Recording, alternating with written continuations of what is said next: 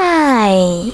In front of me is XIAOMI 12T, and today I would like to show you how you can set up screen lock on this XIAOMI smartphone.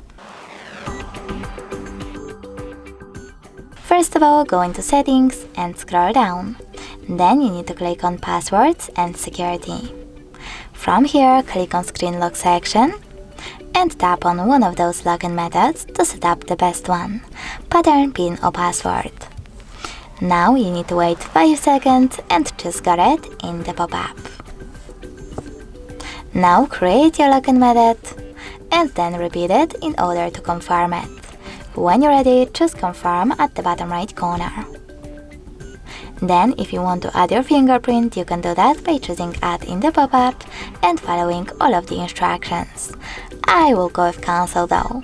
So now, when I switch off my screen and then switch it back on, I can set screen lock was successfully applied. Thanks so much for watching. If you enjoyed this video, leave a like, comment and subscribe. Bye!